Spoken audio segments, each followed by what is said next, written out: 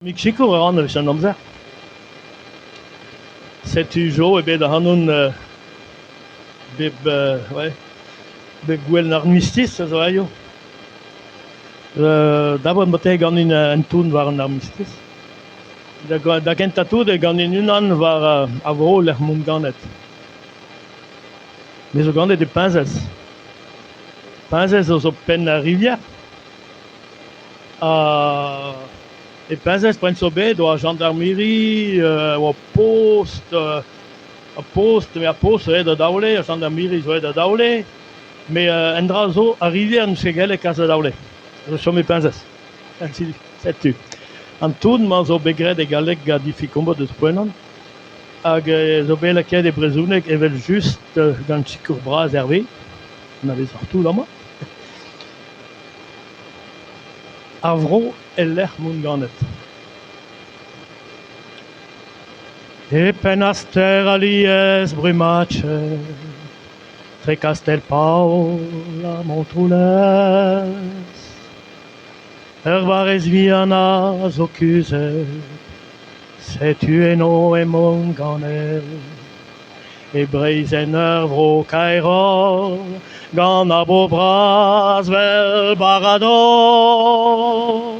e kreiz ar mez yo klaskao, e kuzet brav zikoz. Neo va bro, va halon, bro e mont ganet enni, a vro e l'er ma fel din chom, e l'er ma vev an dizoursi.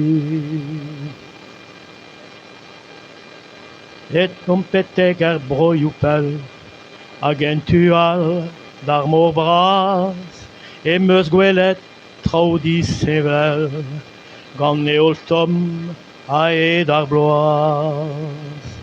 Me pez a gar an ar muiañ, e o kavel vaz udou kroz, gant ed un var an tom douarman, hag eurus un dumman deiz an oz. Neo va bro, va halon, bro e mont ganet enni, bro e l'er ma fel din chom, e l'er ma vev an dizoursi. Ure a lar an a vichou, a nijalpel gant ar speret, gant a vi bras eus er ben traoù, kaerou tensorioù ar bet.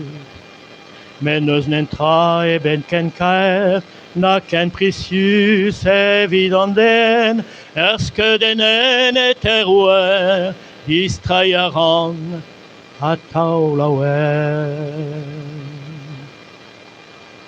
Neo va bro, va halon, bro e mont ganet enni, e bro e l'er ma fel din chom, e l'er ma vev an dizoursi.